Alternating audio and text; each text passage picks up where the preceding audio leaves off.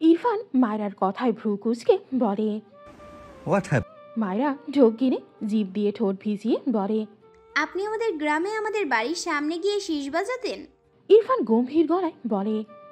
No. মায়রা রেগে বলে। আপনি মিথ্যা বলছেন। ইরফান ভ্রু কুঁচকে বলে। স্টুপিড গার্ল, আমি কারো বাসার সামনে গিয়ে দাঁড়াই না। মায়রা মাথা নিচু করে, তার আশার আলো নিভৃত বোধ হয়। ইরফানের থেকে দূরে সরতে চাইলে ইরফান দুহাতে মায়রাকে নিজের সাথে চেপে ধরে। মায়রা ইরফানকে ঠেলে বলে। কারণ আমায়। ইরফান গম্ভীর গলায় বলে। নো। মায়রার ভালো লাগছে না। তার মনে একটা কথা আসে, ইরফানের ফুপুর বাসা তো গ্রামে, মানে ত্রিনা আম্মাজানের ভাতিজা ইরফান। তাহলে ইরফান নিশ্চয়ই ওই গ্রামে যেত। যেত মানে কি? তার তো নিজেরই বিয়ের আগে একবার এই লোকটার সাথে দেখা হয়েছিল, তাকে রাস্তার মাঝে ফেলে দিয়েছিল। মনে পড়ল মায়রার। অতঃপর ইরফানের দিকে তাকিয়ে বলল। আপনি মিথ্যা বলছেন কেন? আপনি আমার ফুপুর বাড়ি গিয়ে শীষ বাজাতেন, আমি শুনেছি। ইরফান মায়রার দিকে তীক্ষ্ণ চোখে চেয়ে বলে। স্টুপিড, যখন আমার ইচ্ছে হয় তখন এমন করি। এর জন্য শহর গ্রাম ম্যাটার করে না। মায়রা পিট পিট করে চেয়ে থাকে ইরফানের দিকে। ইরফান মায়রার ডান হাত দেখে বলে। কাঁদলে কেন? পেইন হচ্ছিল? মায়রা অসহায় কণ্ঠে বলে। আমার হাতে কিচ্ছু হচ্ছে না, আপনি আমার কথার উত্তর দিন প্লিজ। ইরফান মায়রার দিকে তাকায়, খেয়াল করলো মায়রার চোখে পানিতে টইচুম্বুর। ইরফান আবারও বিচলিত হয়, মায়রাকে কোলে নিয়ে বেডের ওপর বসায়। এরপর সে মায়রার পাশে বসে মায়রার মুখ দুহাতের আঁচড়ায় নিয়ে মৃদু স্বরে বলে। ডোন্ট ক্রাই, কোয়েশ্চেন করো। মায়রার মন পুলকিত হয়। ইরফানের দিকে একটু এগিয়ে গিয়ে বলে। আপনি আমাদের বাড়ির সামনে এসে শীষ বাজাতেন? ইরফান ভ্রু কুঁচকে তাকালো মায়রার দিকে, মৃদু স্বরে বলে। নো। মায়রার চোখে জমানো অশ্রু গালে বেয়ে গড়িয়ে পড়ে। ইরফান ভীষণ বিচলিত হয়, মায়রাকে টেনে তার কোলে বসিয়ে বলে। I say don't Cry. কি প্রবলেম তোমার? মায়রা ভেজা চোখে ইরফানের দিকে চেয়ে বলে। আমি আপনার শীষ শুনেছি তো, আপনি মিথ্যা বলছেন কেন? ইরফান মায়রার মুখাবয়বে দৃষ্টি বোলায়, বাঁ হাত মায়রার চোখের ওপর রেখে ডান দিকে ঠোঁটে সামান্য প্রসারিত করে সূক্ষ্ম হাসে। মায়রা বিভ্রান্ত হয়, দুহাতে ইরফানের হাত সরাতে চায় তার চোখের সামনে থেকে। ইরফান হাত সরালো না মায়রার চোখের ওপর থেকে। ঠোঁট জোড়ায় দৃষ্টি নিবদ্ধ রেখে ঠান্ডা গলায় বলে। You are the girl I don't like at all. কথাটা বলে মায়রার ঠোঁট জোড়া আঁকড়ে ধরে। মায়রা দুহাতে ইরফানের শার্ট খামচে ধরে। ইরফানকে বাধা তো দিল না, তবে ইরফানের কথায় ভীষণ রাগ হয়। রাগ ঘিরে নিয়ে সে তার কাঙ্ক্ষিত উত্তর পেতে ছটফটায়। ইরফান কয়েক সেকেন্ডের মাঝেই মায়রাকে ছেড়ে দেয়। মায়রা পিট পিট করে ইরফানের দিকে চেয়ে কিছুটা রেগে বলে। আপনি আমার কথার উত্তর দিচ্ছেন না কেন? শুধু অসভ্যতামি করছেন। ইরফান তীক্ষ্ণ চোখে মায়রার পানে চেয়ে ডান হাতে মায়রার ভেজা ঠোঁট জোড়া মুছে দেয়। মায়রা আবারও বলে। আপনি শুদ্ধ ভাইদের বাড়িতে কতদিন পর পর যেতেন আমাকে বিয়ের আগে? ইরফান গম্ভীর গলায় বলে। Don't know. মায়রা বিরক্ত হয়ে বলে। বলবেন আপনি? আচ্ছা, আপনি কি 1.5 মাস 2 মাস এরকম সময় গ্যাপ দিয়ে গ্রামে যেতেন? ইরফান ভ্রু কুঁচকে বলে। Maybe or maybe not, not sure. Myra কেমন করে যেন ইরফানের দিকে চেয়ে থাকে। সে এই সুর জীবনেও ভুলবে না। তার অন্তরে যে গেঁথে আছে, তার চিনতে একটুও ভুল হয়নি এই লোকটাই সেই লোক। সে ঠিকই বলেছিল, লোকটা ভীষণ নিষ্ঠুর। ইরফান মায়রার তার দিকে এভাবে তাকিয়ে থাকতে দেখে অবাক হয়, মৃদু স্বরে আস্ক করে। হোয়াট? ইরফান কথাটা বলতে দেরি হলেও মায়রার ইরফানকে জড়িয়ে ধরতে দেরি হয়নি। ইরফানের কোলে বসা অবস্থায় দুহাতে ইরফানের গলা জড়িয়ে ধরে। ইরফান কেমন স্তম্ভিত হয়ে যায়। মায়রার বিহেভে ভীষণ অবাক হয় ছেলেটা। মায়রাকে তার থেকে ছাড়িয়ে নিয়ে কিছু বলতে চায়, মায়রা ছাড়লই না। ইরফান বুঝতে পারছে না মায়রার কি হয়েছে। এমন অদ্ভুত বিহেভের মানেটাও সেভাবে বুঝল না। ঘাড়ে ভেজা অনুভব করতে ইরফান মায়রাকে জোর করে নিজের থেকে ছাড়িয়ে নেয়। বিস্ময় কণ্ঠে বলে। কি প্রবলেম? কাঁদছো কেন? মায়রা ভেজা চোখে ইরফানের দিকে তাকায়। এরপর হঠাৎই দুই হাতে ইরফানের গলা চেপে ধরে। ইরফান তীক্ষ্ণ দৃষ্টিতে মায়রার পানে দৃষ্টি রেখে গম্ভীর গলায় বলে। পুচকি মেয়ে, এত উইক বডি নিয়ে আমাকে মারতে এসেছো? ইন্টারেস্টিং। মায়রা এবার ইরফানের গলায় দুহাতে সমানে খামচি দেয়। ইরফান রেগে তাকায় মায়রা দিকে, ধমকে বলে। What's your problem? থাপ্পড় দিয়ে সব দাঁত ফেলবো তোমার। মায়রা নাক টেনে ইরফানের কোল থেকে নেমে বেডের অপর পাশে গিয়ে শুতে চায়। তার আগে ইরফান মায়রাকে টেনে তার জায়গায় শুয়ে দেয়। এরপর সে মায়রার ওপর আতশোয়া হয়ে তীক্ষ্ণ দৃষ্টিতে তাকায় মায়রার দিকে। মায়রা দুহাতে ইরফানকে ঠেলে। সে তো জানতো শিশুওয়ালা তাকে চিনত না, মনেও করতো না, কিন্তু এখন এটা উপলব্ধি করতে পেরে তার মনে অভিমান জমলো। কেন জানো? সে জানে এটা অর্থহীন। যদি তার জন্য কেউ শীষ বাজাতো তবে সে নিয়ম করেই শুনতে পেত, কিন্তু তার তো কখনো সেই সুরেলা শীষ পুরোটা শোনার সৌভাগ্যই হয়নি, কারণ কেউ তার জন্য শীষ বাজাতো না। তাই একটু সময়ের মাঝেই মিলিয়ে যেত সেই সুর। তবুও মায়রার রাগ হলো, তার শিশুওয়ালা তাকে চেনে না কেন? মনে মনে বিড়বিড় করে। নিষ্ঠুর শিশুওয়ালা। অতঃপর ইরফানের দিকে চেয়ে রেগে বলে, সরুন বলছি, আমি থাকবো না আপনার সাথে। ইরফান গম্ভীর গলায় বলে। থাকতে হবে। মায়রা ইরফানের দিকে তাকায়, নাক টেনে বলে। আপনি আসলেই একটা হার্টলেস। ইরফান মায়রার দিকে তীক্ষ্ণ দৃষ্টিতে চেয়ে তার বাঁ হাতে মায়রার দুহাত এক জায়গায় করে চেপে ধরে। এরপর মায়রার গলা থেকে তার ওড়না ডান হাতে ছুঁড়ে ফেলে। মায়রা কিছু বলার আগেই ইরফান মায়রার গলায় মুখ গুজে দেয়। মায়রা ঢোক গিলে ইরফান মায়রা কানের কাছে মুখ নিয়ে ঠান্ডা গলায় বলে, হার্টলেসের মিনিং জানো? মায়রা কেঁপে ওঠে। ইরফান সূক্ষ্ম হেসে মায়রার কানের লতিতে আলতো কামড় বসায়। মায়রা চোখ বুঝে নেয়। ইরফান মোহিত গলায় বলে, শীষওয়ালা, nice name, I like it. কথাটা বলে মায়রার উপর শরীরের ভার ছেড়ে দিয়ে চোখ বুঝে নেয়। মায়রার গলায় মুখ গুজে লম্বা করে একটা শ্বাস টানে। এরপর ঘুম জড়ানোর মতো কণ্ঠে বলে, আই নিড স্লিপ। মায়রা এলোমেলো দৃষ্টি ফেলে মিনমিন করে বলে। সরুন। ইরফান বিরক্তি কণ্ঠে বলে। Don't disturb me. মায়রা হাঁসফাঁস করে।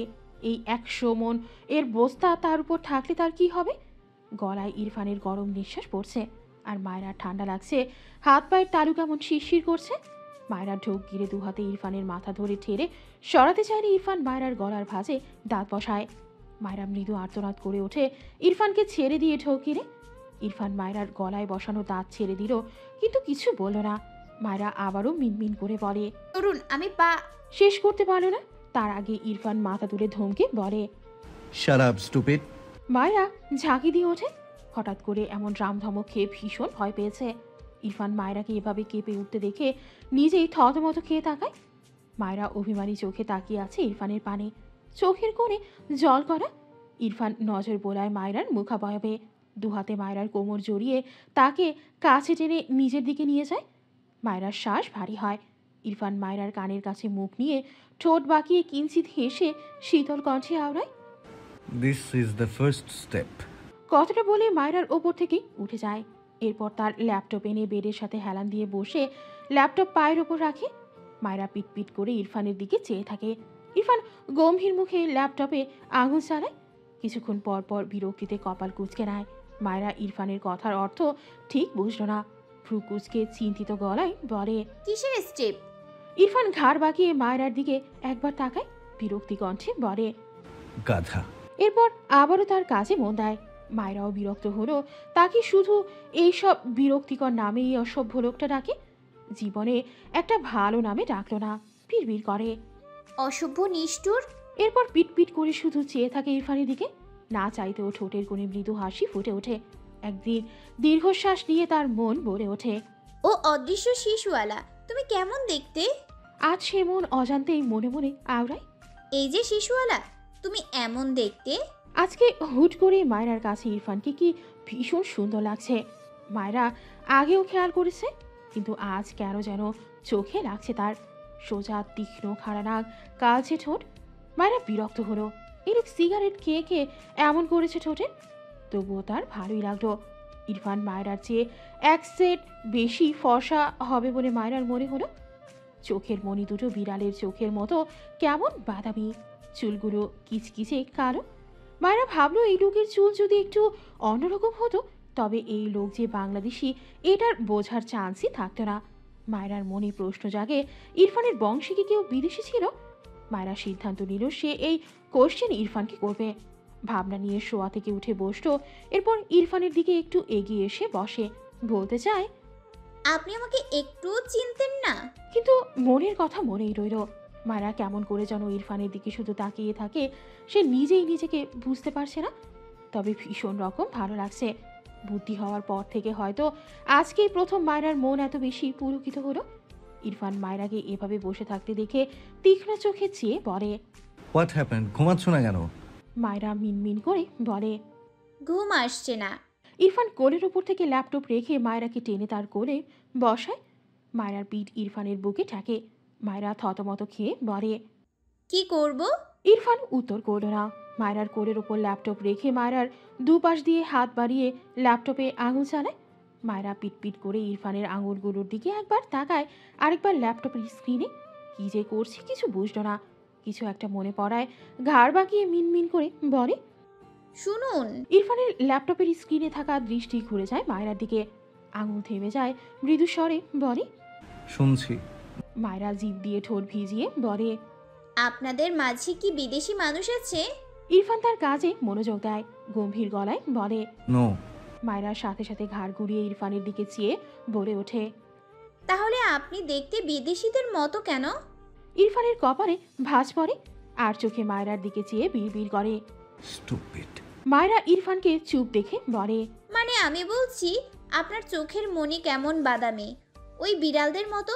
দেখুন তো আমাদের চোখের মণি কেমন বাঙালিদের মতো কালো। ইরফান মায়রার দিকে তীক্ষ্ণ চোখে চেয়ে গম্ভীর গলায় বলে। কজ তোমার হাজবেন্ডের চোখের আইরিশে মাত্রাতিরিক্ত মেলানিন। মায়রা বোকা চোখে তাকায় ইরফানের দিকে। সে তো বোঝাতে চাইছিল ইরফানের পূর্বপুরুষ কেউ বিদেশি কিনা। মায়রা ঘাড় ঘুরিয়ে ল্যাপটপের দিকে তাকায়। ইরফান আবারও ল্যাপটপে আঙুল চালায়, সাথে প্রশ্ন করে। Who is শিশওয়ালা? মায়রা মুখ বাঁকিয়ে বলে। আমার প্রেমিক। ইরফান রহস্যময় হেসে মুখ নামিয়ে মায়রার গলায় নাক ঘষে দুবার মৃদু স্বরে বলে। আচ্ছা। মায়রা দুহাত জমা করে নিজের অশান্ত মনকে শান্ত করার চেষ্টা করে। এরপর থেমে থেমে বলে। আমার প্রেমিকই তো, আমি তাকে খুঁজে পেলে তার কাছে চলে যাব। ইরফান মায়রার কাঁধে থুতনি রেখে ল্যাপটপে দৃষ্টি রেখে বলে। ওকে। মায়রার রাগ হলো। এই লোকটার কোনো যাই আসে না। মুখ ফুরিয়ে সামনে তাকিয়ে রইল। এক পর্যায়ে মায়রা ঘুমিয়ে যায়।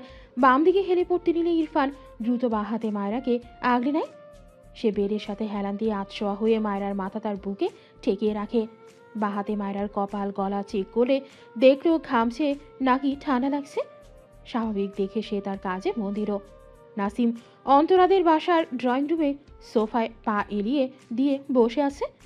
অন্তরা গাড়ি ড্রাইভ করতে পারবে না, মূলত এজন্য সে অন্তরাকে কলেজে রেখে আসবে। অন্তরা কল করেছে, কিন্তু বেচারি এ বাড়ি এসে মনে হচ্ছে আপ্যায়ন পাচ্ছে না। চোখ বুঝে আওয়াজ করে বলে। ছেলে কণ্ঠে ঘর থেকে অন্তরার বাবা বেরিয়ে সেই নাসিমকে দেখে চিনল না, তবে বুঝলো অন্তরায় কেউ।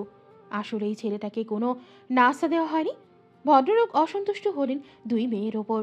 মেহমানকে আপ্যায়ন করলো না কেন, এই আফসোসে এগিয়ে গিয়ে নাসিমের উদ্দেশ্যে বলে। তোমার নাম কি বাবা? এই বাড়িতে এমন ছেলে লোকের ভারী কণ্ঠ পেয়ে নাসিম দ্রুত চোখ খুলে তাকায়। অন্তরার বাবাকে তিনি দেখেছিলেন আগে, তবে সেভাবে পরিচয় নেই। ভদ্রলোককে দেখে নাসিম মুখ লুকাতে চাইল। হায় হায়, এই লোক তো তার কথা শুনে নিয়েছে, তাকে নিশ্চয়ই অভুক্ত ভাবছে। ইস, এই হতচ্ছাড়ি অন্তরার বাবা এসেছে, ও বলেনি কেন তাকে? বসা থেকে দাঁড়িয়ে আঙ্কেল সম্বোধন করে সালাম দিয়ে তার নাম বলে অন্তরার বাবা সালামের উত্তর দিয়ে বলেন। তুমি বসো বাবা, আমি আসছি। নাসিম খুব বুঝলো তাকে অভুক্ত ভেবে খাবার আনতে যাচ্ছে। ইস, কি লজ্জা! দ্রুত বলে ওঠে। অন্তরার বাবা নাসিমের দিকে তাকালেন। নাসিম গলা ঝেড়ে বলে। অন্তরার বাবার চোখ চকচক করে ওঠে, না চাইতেও মুখে হাসি ফুটে ওঠে। আজ প্রায় 5 বছরের বেশি হলো তিনি মেয়ের বিয়ে দেওয়ার চেষ্টা করছেন, কিন্তু বরাবরই ব্যর্থ। আজ হঠাৎ এমন কথা শুনে বাবা হিসেবে তার আকাশের তারা হাতে পাবার মতোই তার মন উৎফুল্ল হলো। খুশি খুশি মনে বলে। তুমি সত্যি বলছো বাবা? নাসিম হেসে বলে। অন্তরার বাবা নাসিমের উদ্দেশ্যে হেসে বলে। তুমি বসো বাবা, আমি 2 মিনিটে আসছি। আসলে আমার মেয়ে দুটো খুব অবুঝ। নাসিম দ্রুত বলে। তখনই অন্তরা ভেতর থেকে বেরিয়ে আসে। অন্তরার বাবা অন্তরাকে দেখে এগিয়ে গিয়ে অন্তরার মাথায় হাত দিয়ে বলে। আমি যে কি খুশি হয়েছি মা, তুই খুব ভালো থাকবি মা। আমার দোয়া সব সময় তোর সাথে আছে মা।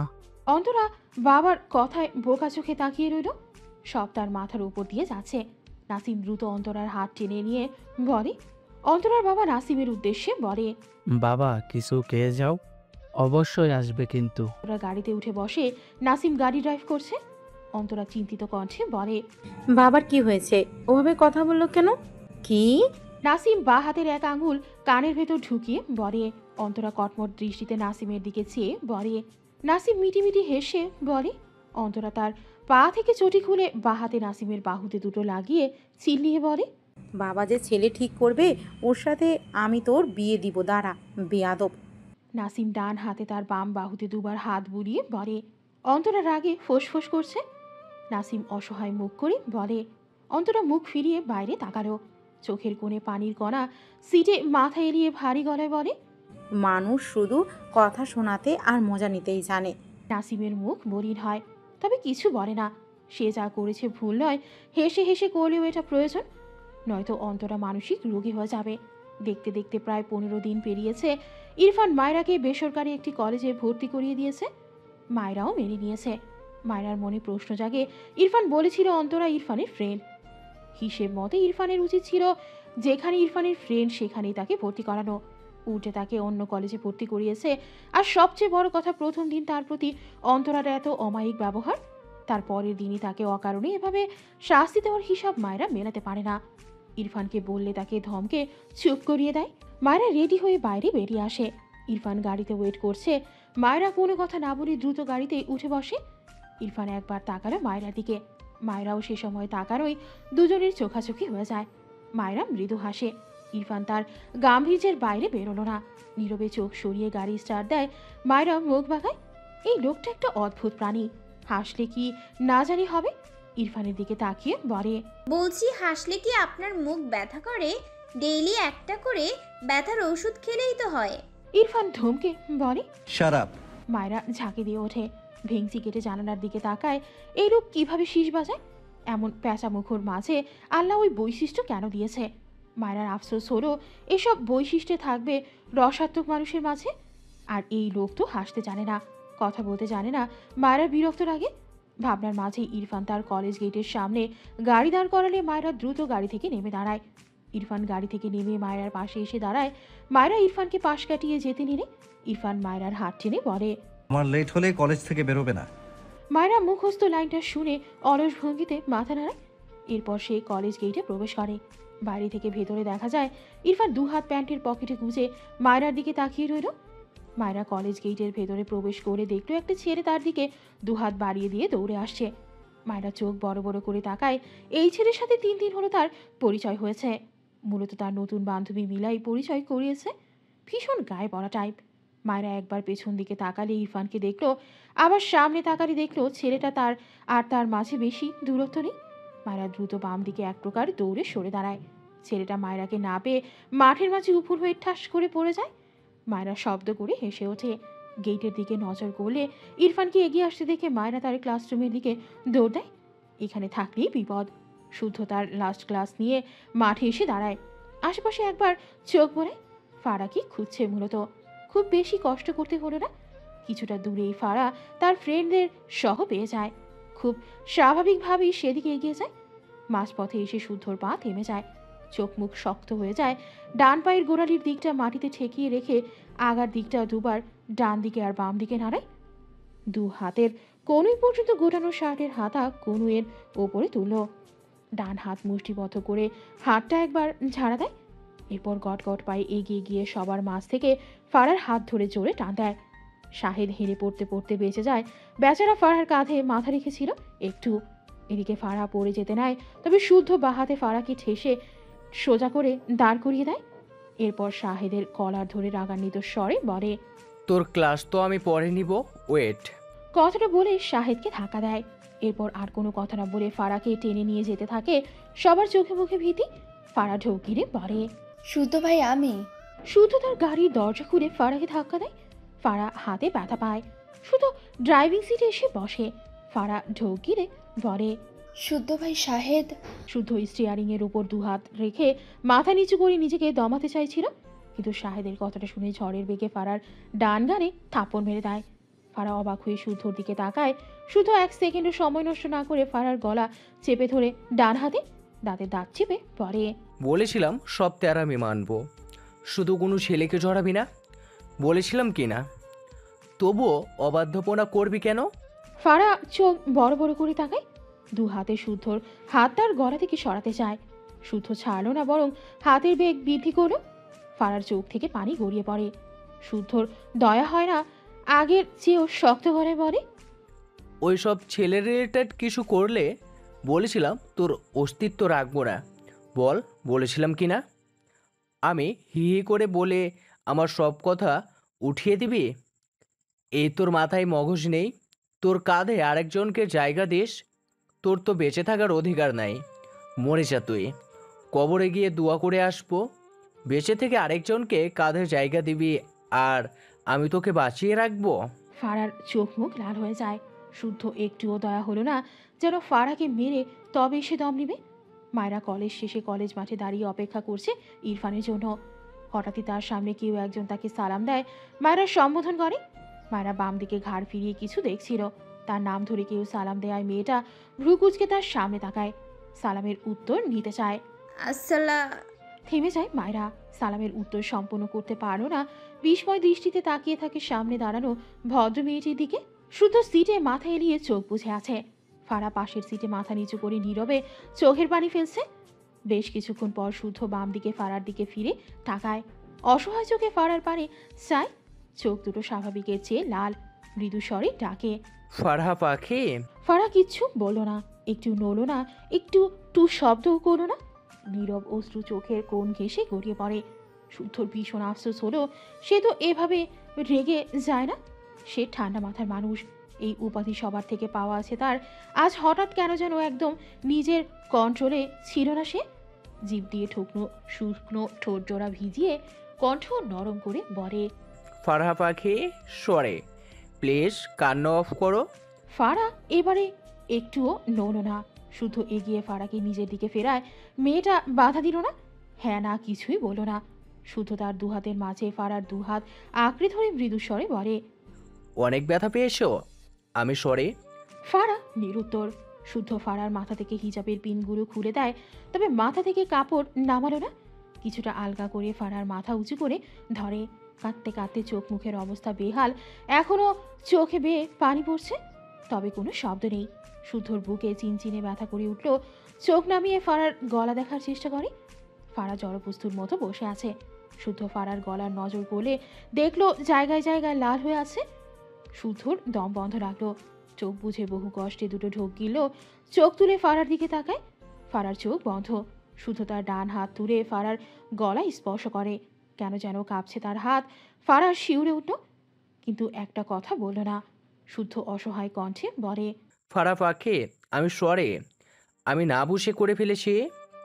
কথা বলো প্লিজ। আমার মাথা কাজ করছিল না। ওই ছেলেটাকে তোমার কাঁধে কেন জায়গা দিলে? আমি ব্যথা পেয়েছি, তোমার ব্যথার দাগ আছে, আমার ব্যথার দাগ নেই। বাট বিলিভ মি ফারহা পাখি, এখনও বুক ব্যথা করছে। তবুও আমি সরি। তোমাকে বুঝিয়ে বলা উচিত ছিল। আর এত রেগে যাব না। সরি ফারহা পাখি, কথা বলো, আমাকে বকো। আই প্রমিস আমি তোমাকে কিচ্ছু বলবো না। এই ফারহা, ব্যথা পাই আমি তোমার তেজ না দেখতে পেলে। ফারা নিরুত্তর।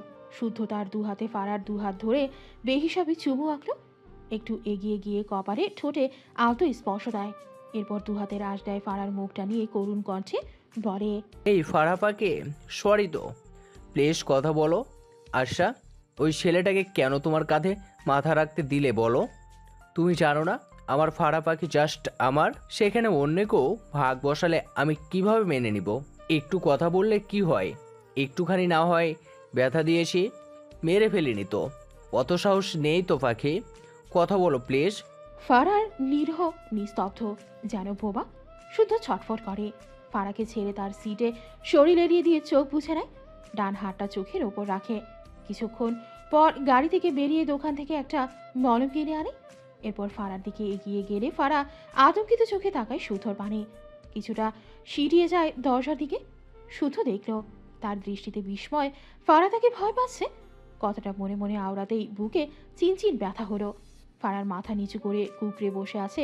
শুদ্ধ মাথা নিচু করে দীর্ঘশ্বাস ফেলে। হাতের মলমটা ফারার কোলের ওপর রেখে মৃদুস্বরে বলে, এটা লাগিয়ে নাও। ফারা নিশ্চুপ। শুদ্ধ প্রায় মিনিট পাঁচেক ফারার পানে নীরবে চেয়ে রইল। এরপর আবারও বলে, ফারহা পাখি এটা লাগিয়ে নাও। আরও মিনিট পাঁচ অতিবাহিত হয়, কোনো সাড়া নেই ফারার। শুদ্ধর দৃষ্টি নজর নেই। আবারও বলে, ফারহা পাখি আমার কথা শোনো, 2 মিনিট পেরিয়ে যাওয়ার পরও যখন ফারার কোনো রেসপন্স পেল না, তখন শুদ্ধ রেগে গাড়ির স্টিয়ারিংয়ে লাগাতার 4টে পাঁচ মারে। ফারার দিকে চেয়ে দাঁতের দাঁত চেপে বলে, এমন টেরা মেয়ে আর কারো কপালে না জুটুক। সূর্যের সীমা পার করে ফেললো আমার। এই মেয়ে কথা কানে চাই না, তামাশা করছি আমি। ফারা কেঁপে ওঠে, গাল বেয়ে অবাধ্য অশ্রু গড়িয়ে পড়ে। তাকে নিয়ে শুদ্ধ ভাই কত বিরক্ত, কতটা ভাবতে কি ভীষণ কান্না পায়। তবে কান্নাগুলো গিলতে না পারলে শব্দগুলো গিলে নেয়। শুদ্ধ আবারও ধমকে বলে, কি হলো, কথা কানে চাই না? মলম লাগাতে বলেছি আমি। ফারা কাপা হাতে মলমটা নেয়, এরপর ধীরে ধীরে মলমের মুখ ছুটিয়ে নেয়। এরপর দুর্বল হাতে এলোমেলোভাবে গলায় মলম লাগিয়ে নেয়। শুদ্ধ শীতল চোখে চেয়ে রইল ফারার দিকে। বেশ অনেকটা সময় পেরিয়ে গেলে ফারা মাথা নিচু করে ভাঙা গলায় থেমে থেমে বলে, আমি বাড়ি যাব। শুদ্ধ ফারার থেকে চোখ সরিয়ে নেয়, কোনো কথা না বলে গাড়ি স্টার্ট দেয়। ফারা জড়বস্তুর মতন চুপ করে বসে রইল, থেকে থেকে কেঁপে উঠছে এতক্ষণ কান্নার ফলে। ফারার বাসার সামনে শুদ্ধ গাড়ি থামায়। ফারা 1 সেকেন্ড সময় নষ্ট করল না, দ্রুত গাড়ি থেকে বেরিয়ে পড়ে।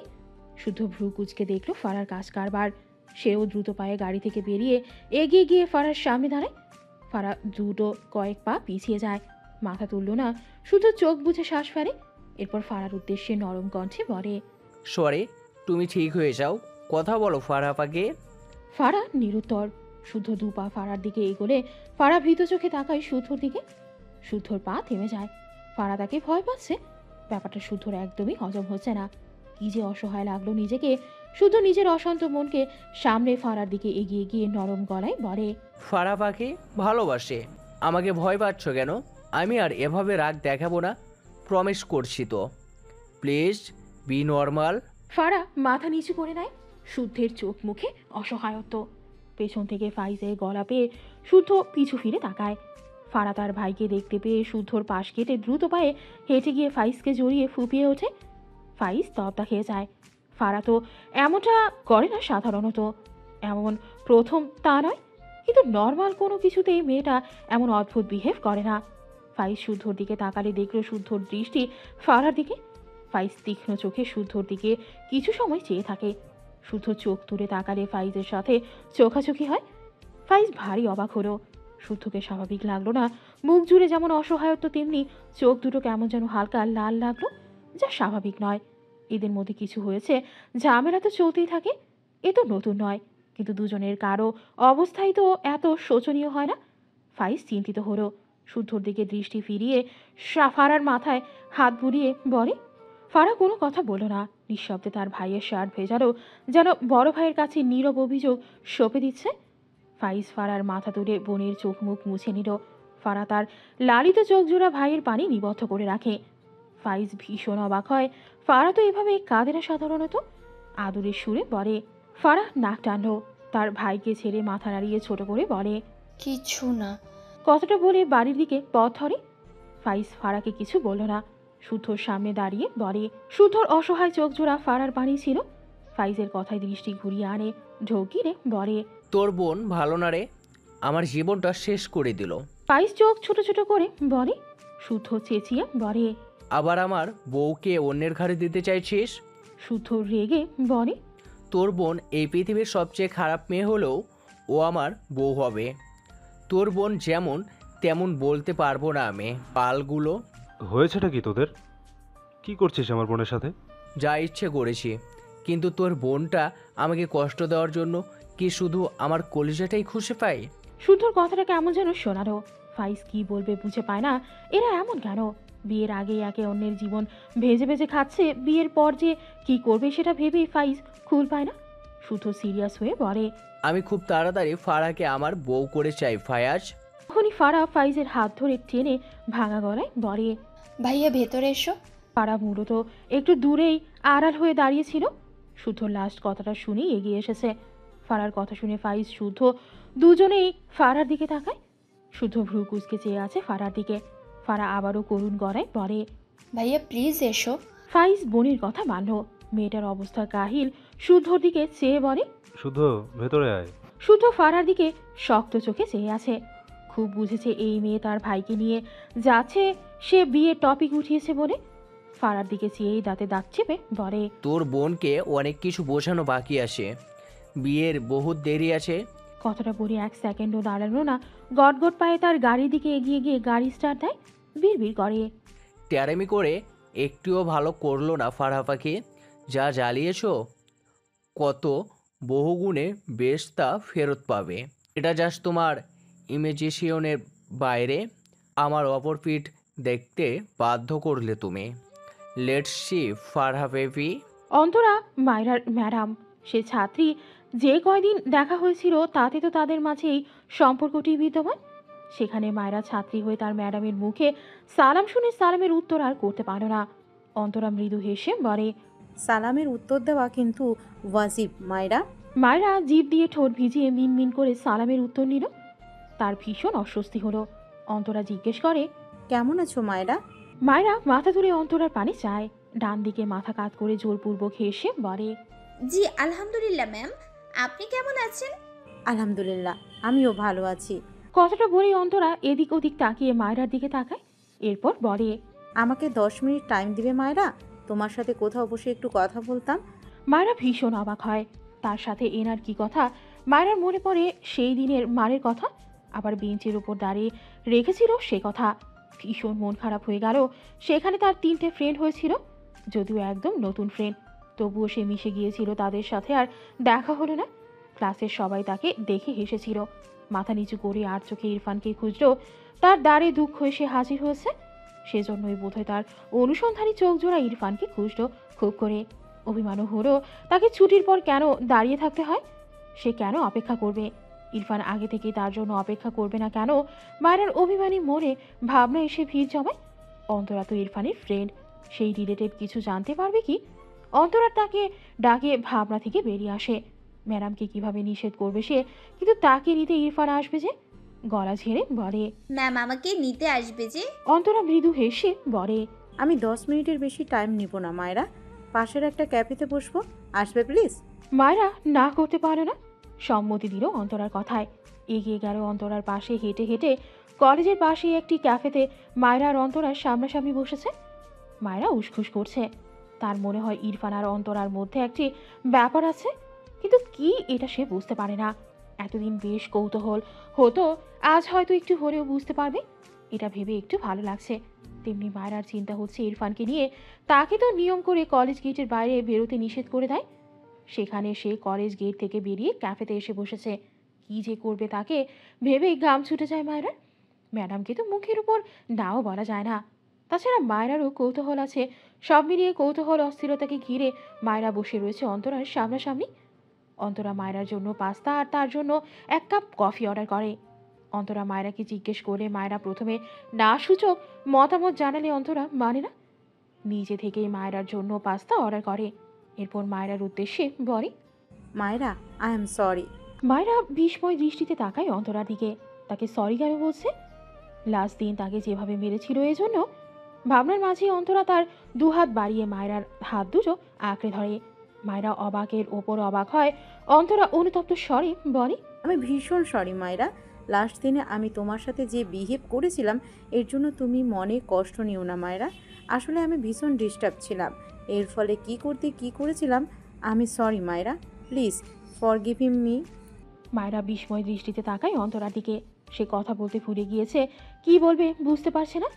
অন্তরা উঠে এসে মায়েরার পাশে চেয়ারে বসে মায়েরার মাথায় ডান হাত রেখে বলে, তুমি আমার ছোট বোনের চেয়েও ছোট, আমার আরেকটা ছোট বোন হবে মায়রা। আমি সেদিনের জন্য খুব সরি মায়রা। আমি জানি তোমার কোনো দোষ ছিল না, আমি ভুল করেছি, তুমি প্লিজ আমাকে ক্ষমা করো, নয়তো আমি একটুও শান্তি পাচ্ছি না। মায়েরা ভীষণ অস্বস্তিতে পড়েছে। ম্যাডাম হয়ে স্টুডেন্টের কাছে এভাবে কেউ ক্ষমা চায়? মায়েরা নড়ে চড়ে বসে। অন্তরা মায়েরাকে চুপ দেখে অসহায় কণ্ঠে ডেকে ওঠে। মায়রা, মায়েরা অস্বস্তিতে ঘেরা মনে দ্রুত পড়ে ওঠে। ম্যাম আপনি এভাবে কথা বলছেন কেন? আমি কিছু মনে করিনি, এসব ভুলে যান। প্লিজ এভাবে বলবেন না, আমি তো আপনার অনেক ছোট। তুমি সত্যি কিছু মনে করো না তো মায়রা?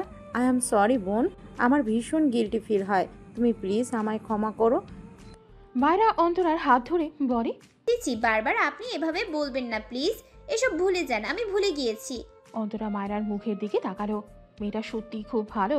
এত কিছুর পরও কি সুন্দর হেসে কথা বলছে তার সাথে। অন্তরা মায়রার গালে হাত দিয়ে বলে। তুমি খুব মিষ্টি মেয়ে মায়রা। মায়রা মৃদু হাসতো। সেই প্রথম দিন যেমন তাকে হেল্প করেছিল, খুব সুন্দর ব্যবহার করেছিল, আজ তেমন অন্তরাকে পেয়ে মায়রার চোখ মুখ উজ্জ্বল হয়। কিন্তু একটা ভেবে আমতা করে প্রশ্ন করে। ম্যাম একটা কথা বলি। অন্তরা মৃদু হেসে বলে। তুমি তো আমাদের কলেজে পড়লে না, এখন আর ম্যাডাম নেই তোমার, আমাকে আপু ডাকবে কেমন? মায়রার ভীষণ ভালো লাগে। এমনিতেই সে মিশুক স্বভাবের, তার সাথে যদি এমন মানুষ পাওয়া যায় তাহলে তো মায়রার কথাই নেই। ঘন ঘন মাথা নেড়ে বলে। জি জি অবশ্যই আপু, আমার এসবে জড়তা নেই, আর ভুল হবে না। একবারেই আপু ডেকে দিয়েছি। কেমন লাগলো আপু? অন্তরা মায়রার চঞ্চলতায় হেসে ফেলল। এ তো তার বোনের থেকে আরও কয়েকশো ধাপ উপরে মনে হলো। মায়রা আবারও বলে। আপু একটা কথা বলি। বলো। মায়রা ইতস্তত করে বলে। আপনার আর আপনার বন্ধুর মাঝে কি কোনো প্রবলেম আছে? অন্তরার মুখ থেকে হাসি বেরিয়ে যায়, ঢোক গিরে নেয়। সে বুঝলো তাকে ইরফানের কথা জিজ্ঞেস করেছে। মায়রা আবারও মুখে জোরপূর্বক হেসে বহু কষ্টে দুটো শব্দ বের করে। তোমার বর? কথাটা একটু থামে, এরপর নিজেকে সামলে বলে। সে আমার খুব ভালো ফ্রেন্ড, তার সাথে আমার একটু ঝামেলা হয়েছে। মায়রা কৌতূহলবশত সাথে সাথে প্রশ্ন করে। কি নিয়ে ঝামেলা? অন্তরা অবাক হয়ে তাকায় মায়রার পানে। মায়রা একটু বিব্রত বোধ করেও অন্তরা মৃদু হেসে বলে। কোনো একদিন বলবো, একদিন সব শুনে নিলে পরে কি নিয়ে গল্প করবে। মায়রার যদিও খুব ইচ্ছে করছে শুনতে, কিন্তু যে প্রশ্ন করতে পারে না। নিজের কাছেই কেমন যেন লাগলো। অন্তরা মায়রার পাশ থেকে উঠে বলে। তুমি খেয়ে নাও পাস্তাটুকু, আমি একটু ওয়াশরুম থেকে আসছি কেমন? মৃদু হেসে মাথা নেড়ে সম্মতি দেয়। অন্তরা দ্রুত পায়ে ওয়াশরুমে চলে যায়। তার চোখের কোণে পানি, গাল বেয়ে পড়ার আগেই পালালো যেন। বেশ কিছুক্ষণ পর অন্তরা ওয়াশরুম থেকে বেরিয়ে আসে, মুখে পানির ছিটে ফোটা। মায়রার দিকে এগিয়ে যেতে গিয়েও থেমে যায় বাম পাশের একটি টেবিলে শুদ্ধকে দেখে। চেয়ারে হেলান দিয়ে দুহাত বুকে গুজে চোখ বন্ধ করে আছে। অন্তরা এগিয়ে গিয়ে ডাকে। শুদ্ধ? অন্তরা ডাকে শুদ্ধ চোখ মেরে তাকায়, চোখ দুটো বেশ লাল। অন্তরা অবাক হয় শুদ্ধর পাশে চেয়ারে বসে বলে। তুই কি অসুস্থ? শুদ্ধ চোখ বুঝল, কিছু বলল না। অন্তরা ভ্রু কুচকে বলে। এখানে কেন এসেছিস? শুদ্ধ বন্ধ চোখে একটু হেসে বলে। হাঁকতে এসেছি। ওয়াশরুম থেকে তো ফিরলে, স্মেল পাসনি? অন্তরা চোখ মুখ কুচকে নিল, বিরক্তি কণ্ঠে বলল। তুই কি জীবনে ভালো হবি না? শুদ্ধ চোখ মেরে বলে। আরও ভালো হলে তো তোরা সব বেহুশ হয়ে যাবে। আমি ভাই দরদি মানুষ, অত মানুষকে বেহুশ করার ইচ্ছে আমার নাই। অন্তরা রেগে বলে। এখানে কেন এসেছিস?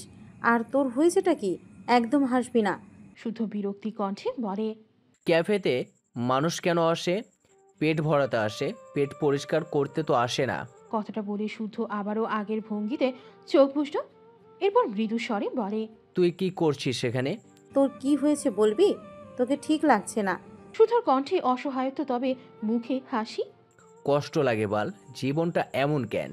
ফারহাটা কেমন যেন, কি যে কষ্ট দিয়া ইয়ার, আর ভালো লাগে না। অন্তরা শুদ্ধর দিকে তাকিয়ে ভাবল কিছু। এর আর ফারার প্রবলেম কি?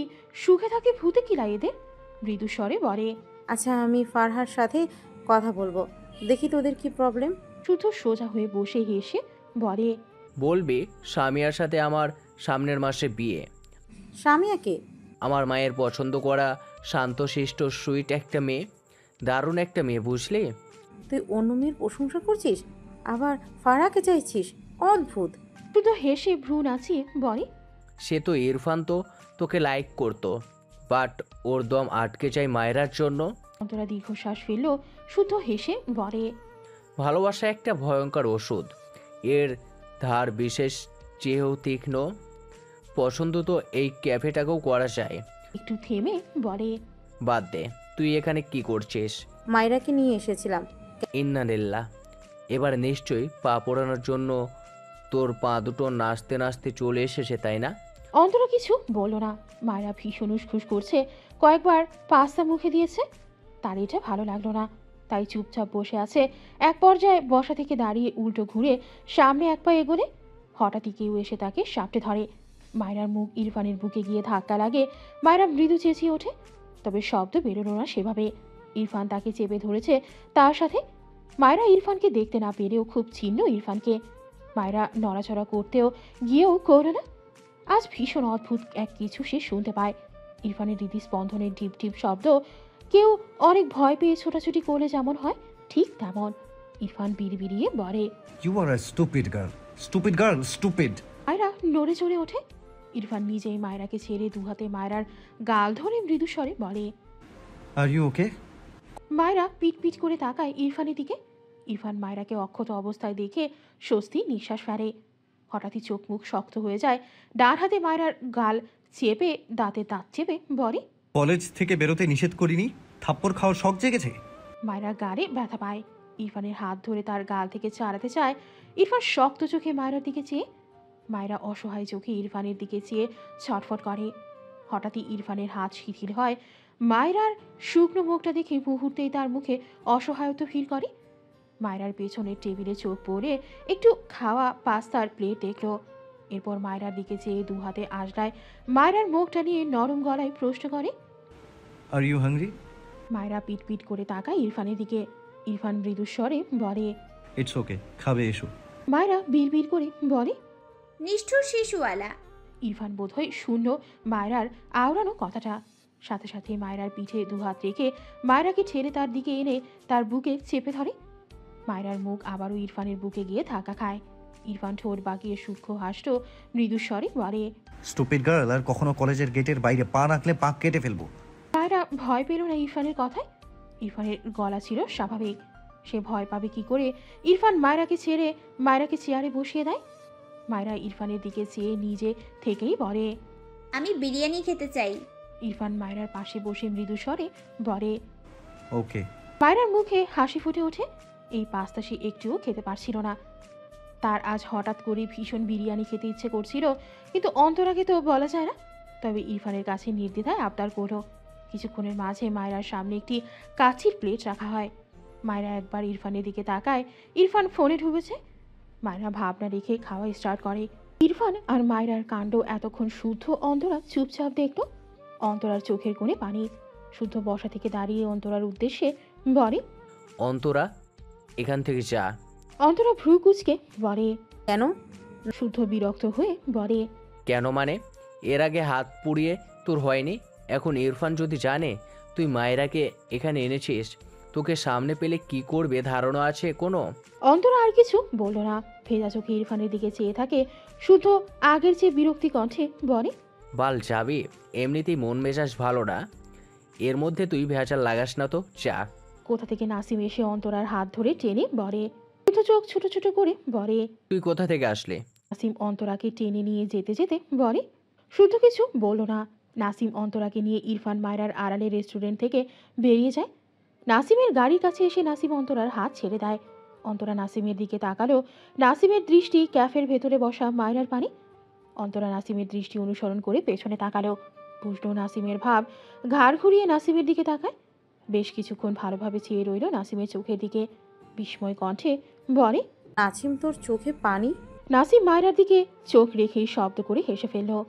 একটু পথ মৃদু স্বরে বলে, অন্তরার মুখে মলিন হলো। তাদের প্রায় সব ফ্রেন্ডরা এমন খাপছাড়া কেন? নাসিম খুব দ্রুত নিজেকে সামলে অন্তরার দিকে তাকিয়ে বলে। অন্তরা হাসল। নাসিমের বাহুতে চাপড় মেরে নাসিমকে ঠেলে গাড়িতে উঠে বসে। এরপর মলিন স্বরে বলে, আমায় মানুষ যতটা অমানুষ ভাবে ততটা অমানুষ নই। শুদ্ধ এগিয়ে এসে ইরফানের সামনের চেয়ারে বসে। এরপর মায়রার দিকে চেয়ে বলে, কি সুন্দর করে খাও তুমি মায়েরা, হাউ কিউট। আমি ক্রাশ খেয়ে গেলাম গো। মায়রা সামনে তাকিয়ে খুব খুব করে কেসে ওঠে। ইরফান রেগে তাকায় শুদ্ধর দিকে। শুদ্ধ মিটি মিটি হেসে গালে হাত দিয়ে মায়রার দিকে তাকিয়ে বলে, মায়েরা সব কিউট, এমনকি খাওয়ার স্টাইলটাও। ইস, আমাদের তো সিঙ্গেল মানুষদের যত কষ্ট।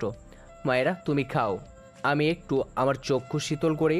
মায়রার মুখের সামনে হাত ভর্তি বিরিয়ানি বেচারি মুখে নিতে চেয়েছিল। শুদ্ধর কথা শুনে তার হাত আর এগোয় না। এদিকে ইরফান রেগে মায়রার হাত থেকে বিরিয়ানি ফেলে দেয়। এরপর মায়রার হাত ধরে টেনে ক্যাফে থেকে বেরিয়ে যায়। যাওয়ার আগে বিল মিটিয়ে দিয়েছে। মায়রা অসহায় চোখে তার হাত খাওয়া বিরিয়ানিটা দেখলো। একবার বলল, আমার বিরিয়ানি। ইরফান মায়রার গাল চেপে রেগে বলে, বিরিয়ানির নদীতে সাঁতার কাটিয়ে আনবো, স্টুপিড। ইরফান বাইরে বেরিয়ে একটি পানির বোতল কিনল। এরপর রাস্তার এক সাইডে গিয়ে মায়রার হাত ধুয়ে দেয়। মায়রা চুপচাপ ইরফানের কর্মকাণ্ড দেখছে। ইরফান মায়রার হাত ধুয়ে বোতলটা ছুঁড়ে ফেলে। এরপর মায়রার দিকে তাকালে দুজনের চোখাচোখি হয়। ইরফান কিছু বলল না। মায়রার হাত ধরে আরেকটি ক্যাফেতে যায়। সেখান থেকে মায়রার জন্য 10টি বিরিয়ানির বক্স নেয়। লোক দিয়ে তার গাড়িতে রেখে আসতে বলে। মায়রা অবাক হয়ে বলে, এত বিরিয়ানি কেন নিচ্ছেন? ইরফান মৃদু স্বরে বলে, তুমি খাবে? আমি তো এত খেতে পারবো না, নষ্ট হবে সব। এখানে মনে হচ্ছে পুরো বিয়ে বাড়ির খাবার নিয়ে যাচ্ছেন। ইরফান মায়রার দিকে শীতল দৃষ্টিতে তাকায়, তবে কিছু বলে না। মায়রার হাত টেনে নিয়ে গাড়িতে গিয়ে বসে। মায়রা ইরফানের দিকে চেয়ে বলে, আপনি এমন করছেন কেন? আমি সত্যি এতগুলো খেতে পারবো না। ইরফান মায়রার কথার উত্তর করল না। সে তার গাড়িটা একটি ফাঁকা জায়গায় নিয়ে সাইড করে।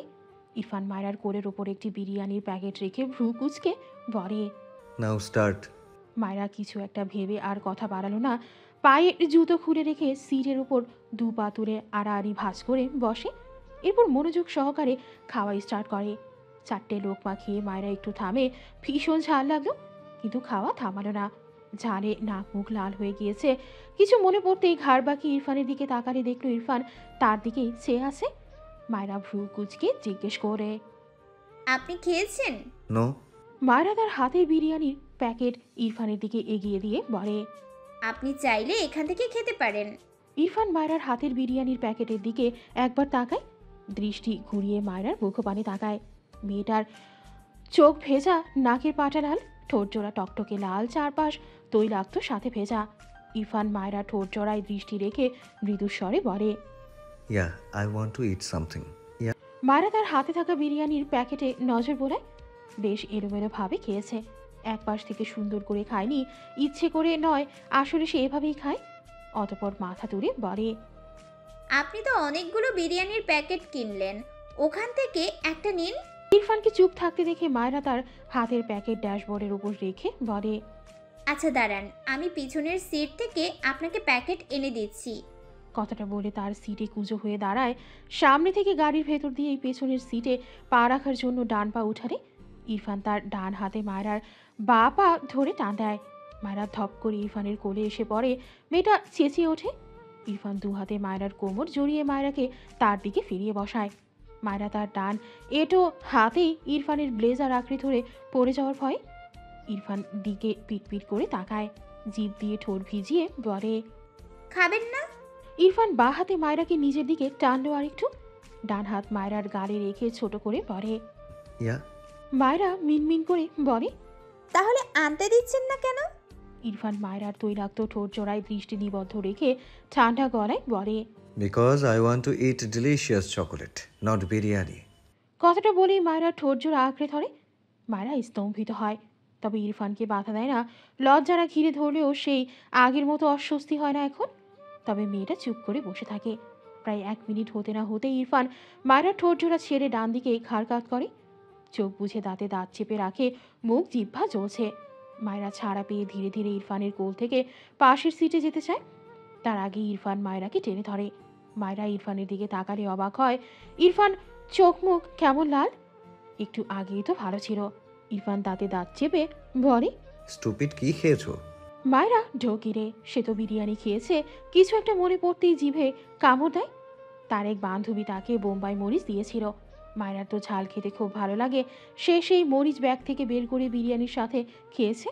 তারও ঝাল লেগেছে, কিন্তু বেশি মজা লেগেছে। ইরফানের দিকে তাকালে দেখলো ইরফান চোয়াল শক্ত করে তার দিকে চেয়ে আছে।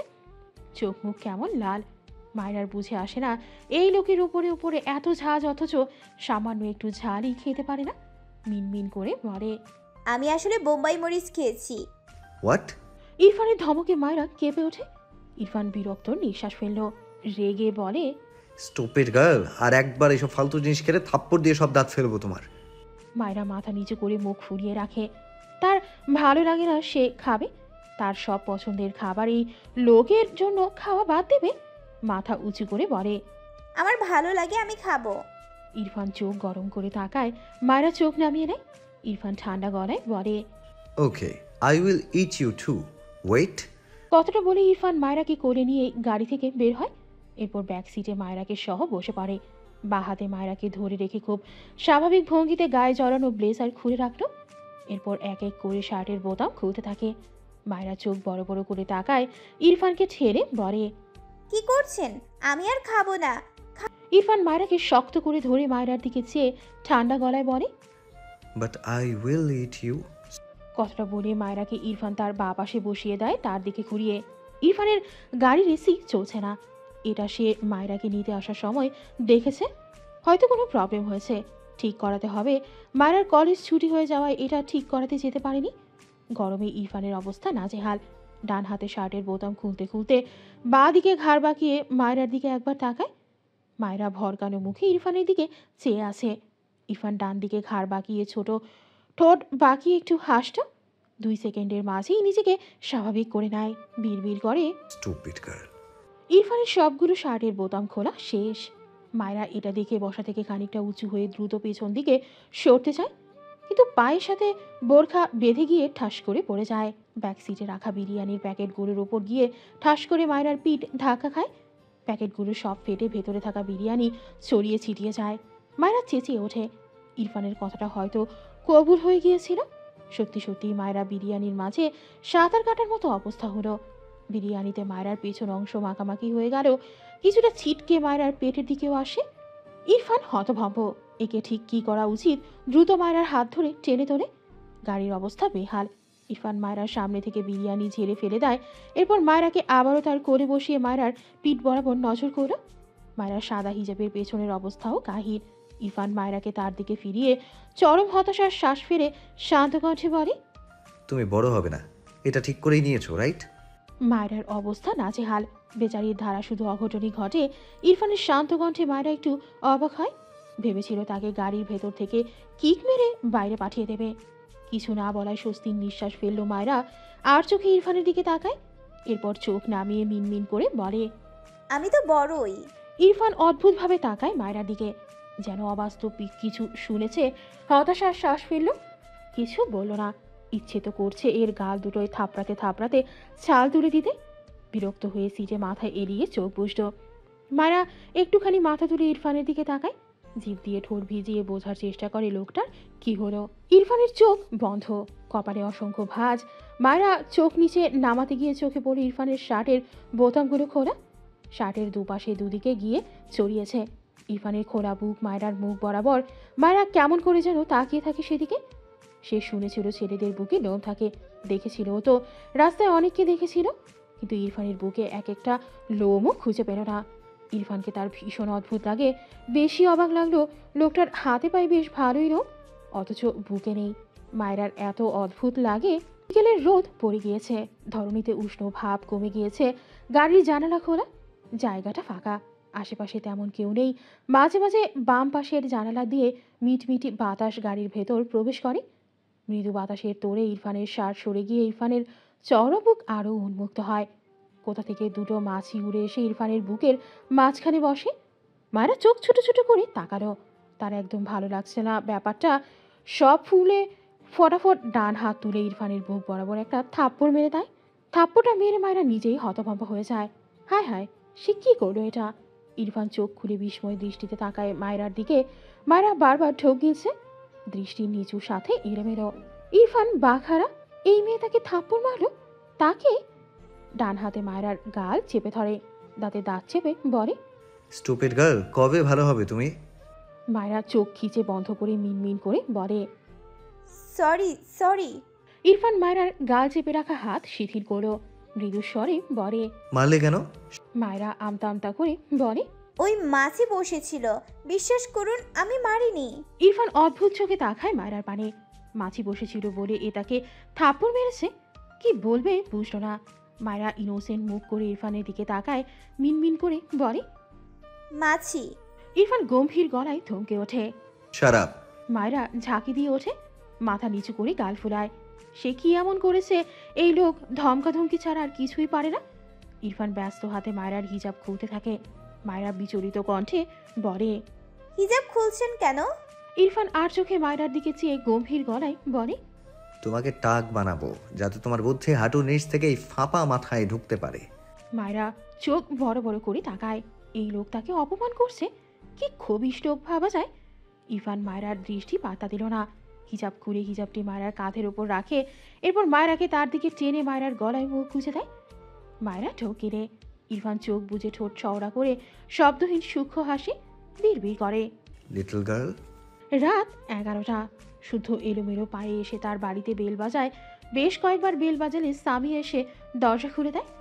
শুদ্ধ নীরবে ঘরের ভেতর প্রবেশ করে। কোনো দিকে না তাকিয়ে তার ঘরের দিকে এগিয়ে যায়। সামিয়া দ্রুত দরজা আটকে শুদ্ধর দিকে তাকায়। কেমন যেন স্বাভাবিক লাগলো না তার কাছে শুদ্ধকে। চিন্তিত হলো মেয়েটা। সে তো এইখানে কয়েক মাস হলো আছে। শুদ্ধ কখনো এত রাত পর্যন্ত বাইরে থাকে না। মেয়েটার ভীষণ ইচ্ছে করলো শুদ্ধ কেমন আছে এটা জিজ্ঞেস করার, কিন্তু সাহসে কুলায় না। শুদ্ধ দরজার সামনে গিয়ে দাঁড়িয়ে পিছু ফিরে সামিয়ার উদ্দেশ্যে বলে। মা কি ঘুমিয়েছে? সামিয়ার সাথে সাথেই ছোট করে বলে। শুদ্ধ আর কিছু বলল না। সামিয়া উসখুস করছে। শুদ্ধর অবস্থা জানতেই মূলত বেচারির এই অবস্থা।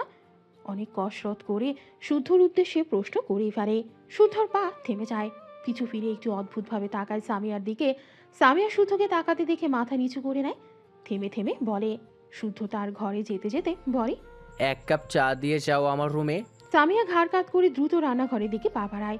শুধু ঘরে গিয়ে বিছানায় শটান হয়ে শুয়ে পড়ো, চোখ বুঝল। ফারার মুখটা ভাসে চোখের সামনে। কতক্ষণ চুপচাপ শুয়ে রইল তার 4 হাত পা চারদিকে ছড়িয়ে ছিটিয়ে। হঠাৎই মনে পড়ল ফারার গলা চেপে ধরায় যে দাগ হয়েছিল। সে দাগ চোখের সামনে ভাসতেই আবারও দম বন্ধ লাগে। হঠাৎই শোয়া থেকে বসে গায়ের জোরে বেডের কোনায় একটা পাঁচ মারে। নিজের উপর ভীষণ রাগ লাগছে, আবার ফারার উপরও। সামিয়া দরজার সামনে এসে শুদ্ধকে এভাবে দেখে কিছুটা ভীত হয় মেয়েটা। এমনিতেই সে কোনো ছেলের সামনে যেতে ভীষণ সংকোচ করে। তবে শুদ্ধর সামনে ত্রিনা বেগম তাকে জোর করে পাঠাতো, তাই খুব সামান্য জড়তা কাটিয়ে শুদ্ধর সাথে কথা বলতে পারল। কিন্তু শুদ্ধর এমন রাগ দেখে মেয়েটাকে আবারও জড়তা ঘিরে ধরে। শুদ্ধর চোখ দরজার দিকে পড়লে দেখল সামিয়া ভীত চোখে তার দিকে চেয়ে আছে। শুদ্ধর কেন জানি হাসি পায়, হেসেও ফেলল ছেলেটা। এই মেয়ে তাকে দেখে ভয় পাচ্ছে কেন অদ্ভুত। ফারাও তাকে দেখে ভয় পাচ্ছিল। সে কি এলিয়েন? রেগে যায় আরও।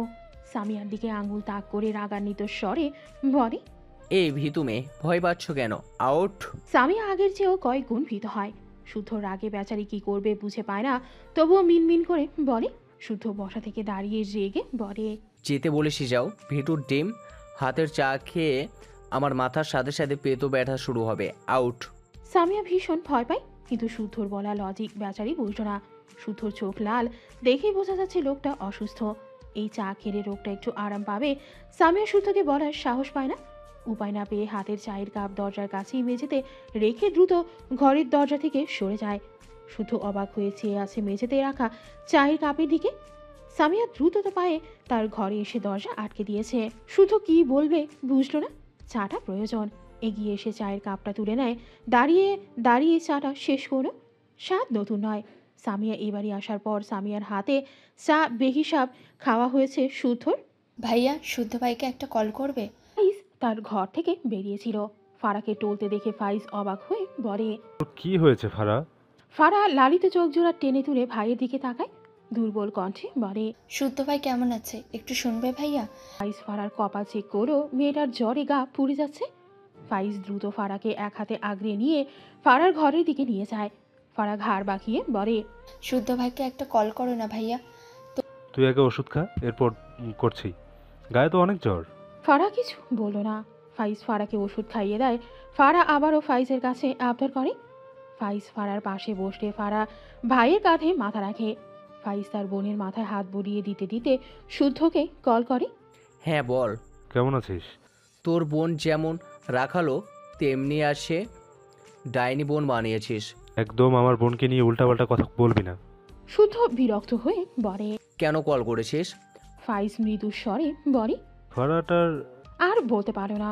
শুদ্ধ মাঝখান থেকে বলে ওঠে, তোর বোন আমায় বিয়ে করতে চায় না, বুঝিস নাই? ওকে বল আমি আমার মায়ের পছন্দ করা মেয়েকেই বিয়ে করব। ওর তেরামি নিয়ে ও জীবন কাটাক। কথাটা বলেই কল কেটে দেয় শুদ্ধ। ফাইজ আবারও কল ব্যাক করে, কল রিসিভ হয় না। ফারা ফাইজের ফোন নিয়ে নিজেই কল দিতে থাকে। তৃতীয়বার দিলে ওপাশে শুদ্ধর ফোন সুইচ অফ করে। ফারার চোখ থেকে পানি গড়িয়ে পড়ে। কিছু না বলে চুপ করে বেডে গিয়ে ডান কাত হয়ে শুয়ে পড়ল। ফাইজ অসহায় হয়ে বসে রইল। ফারা কুকরি শুয়েছে। ফাইজ ফারার গায়ে কাঁথা দিয়ে দিল। ফারার মাথায় হাত রেখে মৃদু স্বরে বলল, শুদ্ধ রেগে আছে। ওকে রাগাস কেন বলতো? শান্ত শিষ্ট ছেলেটা রেগে গিয়ে এমন করেছে। ঠিক হয়ে যাবে। ফারার বন্ধ চোখের পাতা বেয়ে জল গড়ায়, নিজেকে সামনে ভাঙা গলায় বলে, তোমাদের ছেলেদের কত রাগ ভাইয়া, আমি যেখানে ইচ্ছে করে কিছু করিনি তাতে কত রাগ শুদ্ধ ভাইয়ের। রেগে গিয়ে তো আমাকে বলতে গিয়ে থেমে গেল। গলায় ভীষণ ব্যথা আছে এখনো, তবে তার ভাইকে বলতে চাইল না এসব। এড়িয়ে গিয়ে বলে,